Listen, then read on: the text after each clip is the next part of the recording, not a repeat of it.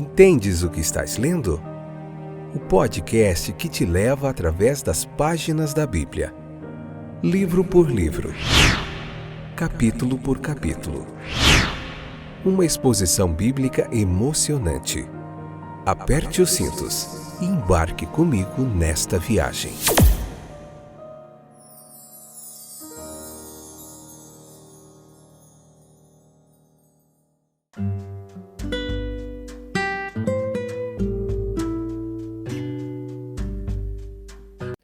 Olá, meus queridos companheiros de viagem através das páginas da Bíblia. Eu sou Fábio, estou de volta para o último capítulo do livro de Romanos. Olha que joia!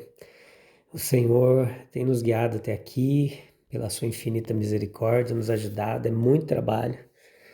Hoje, episódio 993 da 12ª temporada, onde estamos vendo o livro de Romanos capítulo por capítulo, chegando ao final do livro de Romanos, ele só vai até 16 capítulos. Nós vamos ficar por aqui 3 episódios, concluindo esse livro.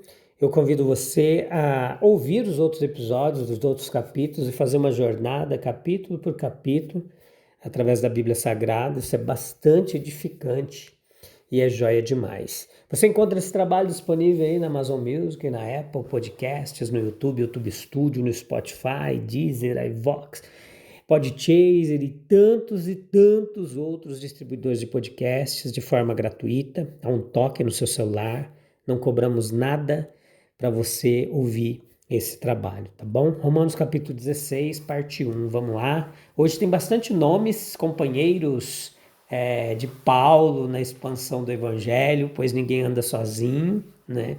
Todos precisam de ajuda. No versículo 1 ele diz: eu recomendo-lhes a nossa irmã Febe, que está servindo na igreja de Cencreia.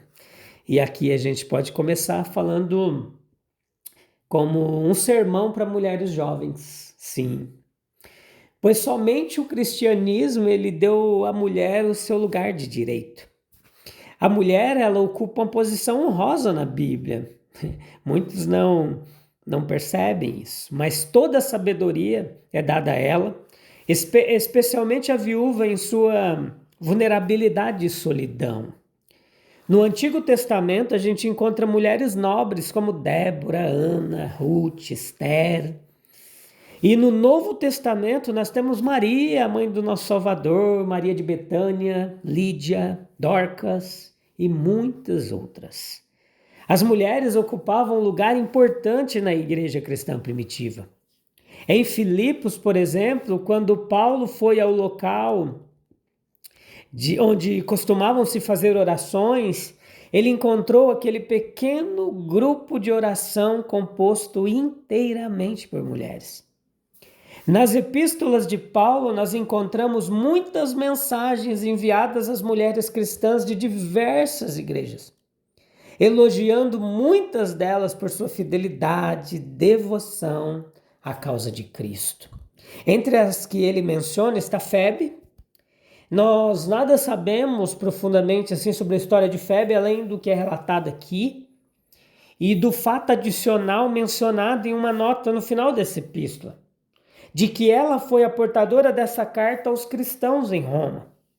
Febe era uma serva, o que tudo indica, ela era uma senhora de posses, dedicava seus recursos e seu tempo a ajudar os pobres, desamparados. Ela havia sido uma protetora para muitos, diz o versículo 2. Mas qualquer que fosse sua posição, ela carregava o título de serva. Ora, não há nada de que se envergonhar no título de servo. Todos que têm algum valor são servos de alguma forma. Quanto menos serviço alguém presta, mais inútil essa pessoa é no mundo. O soberano no trono, os juízes, magistrados, advogados, médicos, homens de negócios, ministros do evangelho, todos são, de certa forma, servos uns dos outros. A máxima de muitos em nossa época parece ser aceitar todo o salário possível e prestar o mínimo de serviço possível. Isso não é honesto. Nem é honesto trabalhar apenas quando os olhos do seu empregador estão sobre você. Servos, obedeçam aos seus senhores terrenos com temor e tremor, com sinceridade de coração, como a Cristo, não servindo apenas quando estão sendo observados para agradar aos homens, mas como servos de Cristo, fazendo de coração a vontade de Deus, servindo de boa vontade como ao Senhor e não aos homens. Sejam fiéis. Tratem o que pertence ao seu senhor ou senhora com o mesmo cuidado que teriam com o seu próprio. Se os filhos do seu patrão estão sob seus cuidados, quão cuidadosos vocês devem ser para com eles. Nunca deixem que ouçam de seus lábios uma palavra profana ou maldosa. Se vocês os estão ensinando, procurem transmitir às suas mentes jovens todos os bons princípios que puderem. Seu trabalho pode ser silencioso, mas se for feito com fidelidade, será duradouro. Vocês podem não receber muita atenção ou agradecimento do seu patrão, mas aquele que vem em segredo os recompensará publicamente. Febe era uma serva de Deus. Esse era o segredo de sua vida, útil e honrada. É a maior qualidade que se pode atribuir a alguém. Os empregadores estão começando a perceber que homens e mulheres tementes a Deus são os melhores servos. Um servo de Deus não será servo desse mundo. Muitos e muitas que se dizem cristãos parecem passar a vida inteira a serviço do prazer e do egoísmo e da diversão mundana. Um servo de Deus não se associará com os ímpios. Não há assunto sobre o qual os jovens de nossas cidades precisem ser mais advertidas com mais clareza do que a escolha de seus companheiros, sejam eles homens ou mulheres. Quantas vidas jovens, felizes e promissoras foram arruinadas? Quantos corações foram partidos por amizades imprudentes, intimidades precipitadas? O conhecimento superficial obtido de alguém em uma festa ou passeio não é a base para um compromisso do qual dependa a felicidade de uma vida inteira. Febe era uma serva da igreja, ou seja, ela auxiliava o povo de Deus, ela ajudava na obra cristã. Há muitos jovens cujas vidas são completamente desperdiçadas, que são totalmente infelizes e miseráveis, por falta de algo para fazer. Quantas formas de serviço útil existem nas quais um jovem ou uma jovem podem se envolver? Pode ensinar na escola dominical, visitar os idosos, os doentes, ministrar-lhes em assuntos espirituais e talvez também em seu conforto e alívio físico. Pode convidar os descuidados para a casa de Deus. E a influência de uma mulher é muitas vezes poderosa para o bem, onde até mesmo um homem cristão falharia completamente em alcançar o coração endurecido. Palavras de conselho para uma igreja cristã. As exortações práticas apresentadas na maioria destes capítulos finais das epístolas referem principalmente aos deveres dos cristãos individualmente. As exortações desse último capítulo, porém, dizem respeito especialmente ao dever da igreja local e à sua capacidade corporativa, de dar atenção aos estranhos, de ter consideração pelos estrangeiros, como era constantemente enfatizado ao povo judeu nos tempos antigos. Não oprimam o estrangeiro, Êxodo 22, 21, Êxodo 23, 9... Levítico 19, 34, o estrangeiro que habita entre vocês será para vocês como um dos seus, e vocês o amarão como a si mesmos. E Malaquias denuncia juízo sobre aqueles que desviam o estrangeiro do seu direito. Malaquias 3, 5. Assim também Paulo exorta a igreja em Roma, recomendo-lhes Febe, nossa irmã, que a recebam no Senhor como convém aos santos, e que ajudem em tudo que ela precisar de vocês. Versículos 1 e 2. Há muita necessidade de tal exortação nas igrejas cristãs de hoje. Estrangeiros entram e saem de nossas igrejas, sem serem notados, sem receber o devido cuidado. A falsa modéstia ou o excesso de formalidades impedem os membros da igreja de falar com eles. Considere os possíveis efeitos dessa tal negligência.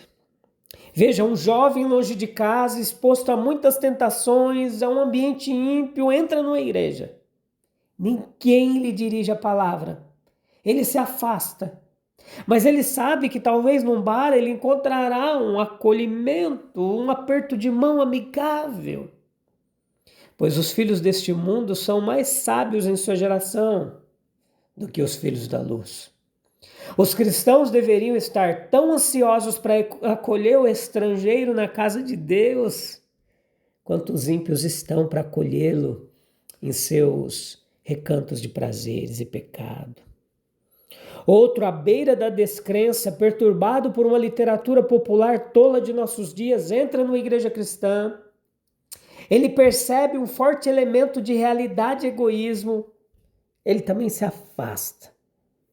Ou algum estrangeiro entra numa igreja cristã em apuros ou perplexidade, e para quem uma palavra de consolo ou orientação seria bem-vinda, mas dos cristãos egocêntricos e distantes, nenhum encorajamento é recebido. Nós podemos nos admirar de que tais pessoas estejam afastadas da igreja, muitas vezes afastadas de Cristo. E o que Cristo pensa de tudo isso? Ouçam suas palavras no grande dia. Eu era estrangeiro e vocês não me acolheram. E quando aqueles a quem ele se dirigir disserem, Senhor, quando te vimos estrangeiro e não te acolhemos? E ele lhe responderá, em verdade vos digo, que sempre que o deixastes de fazer a um destes meus pequeninos irmãos, a mim o deixastes de fazer. A atenção demonstrada ao estrangeiro é considerada pelo Salvador como atenção demonstrada a si mesmo. E tal atenção própria de santos, verso 2, mas seja qual for a forma, como a igreja trate os estrangeiros, eles não precisam permanecer estrangeiros para Cristo. Ele tem uma palavra, uma acolhida para todos. Atenção uns aos outros. Embora devamos pensar nos estranhos, não devemos nos esquecer de nossos próprios irmãos. Respeitamos o estrangeiro, sorrimos para o visitante ocasional, mas muitas vezes, para os nossos, temos um tom amargo. Embora os amemos mais do que a nós mesmos, Paulo exorta-nos aqui a saudarem-se uns aos outros como irmãos. Saudai-vos uns aos outros com o ósculo santo, verso 16. Era a maneira de costume da época de saudação. Não é esta exortação também, ou seja, de amizade, bondade fraternal entre os cristãos, muito necessária na igreja cristã de hoje?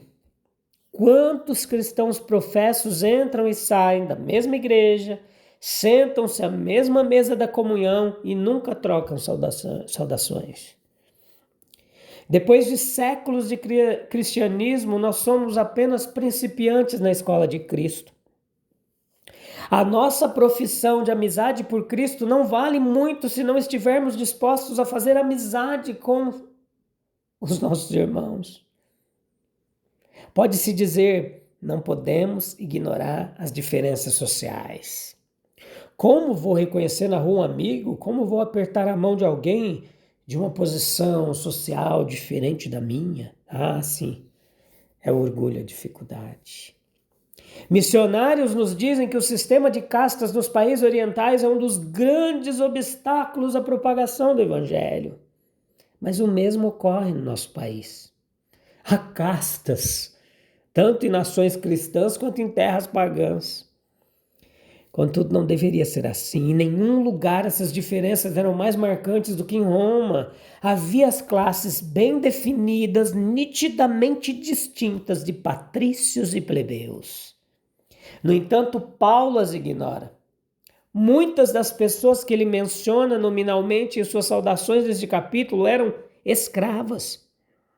Mesmo assim, elas também deveriam ser incluídas na atenção dos outros membros da igreja. Alguém poderia dizer: isso é bastante revolucionário. Isso abalaria todas as nossas estruturas sociais. Talvez seja. E o cristianismo precisa promover revoluções ainda maiores no caráter, nos hábitos dos cristãos professos, se quiser ganhar o mundo para Cristo. Um cristão, ele deveria demonstrar mais atenção, mais bondade para com o outro do que é comum. O Evangelho havia criado uma família capaz de atravessar barreiras sociais do mundo romano. Romanos 16 nos apresenta a Febe como uma mulher que servia a Deus servindo pessoas, e a sua vida nos lembra que o valor do cristão não está na ocupação, na posição que ele ocupa, mas na fidelidade com que serve. O Evangelho, ele também nos chama a acolher, cuidar, tratar nossos irmãos com amor, sem permitir que diferenças sociais ou pessoais nos afastem. Minha vida tem sido marcada pelo desejo de servir a Deus, servindo as pessoas. Eu tenho acolhido meus irmãos com o mesmo amor com que Cristo me acolheu? Boa pergunta e reflexão para a gente enquanto encerra mais um episódio Falando com Deus, tá bom? Vem comigo. Senhor, ensina-nos a servir com fidelidade, humildade. Dá-nos um coração disposto a acolher, cuidar e ajudar aqueles que o Senhor coloca no nosso caminho. Que como Febe nós sejamos instrumentos da Tua graça e que nossas atitudes revelem o amor de Cristo. Amém, amém, amém. No próximo episódio a gente vai continuar em Romanos 16, tá bom? A gente vai conhecer outras pessoas que são lembradas aqui neste capítulo por Paulo. Vamos aprender com suas vidas, com seu serviço ao Evangelho. Até lá. Deus abençoe. Até breve. Tchau, tchau.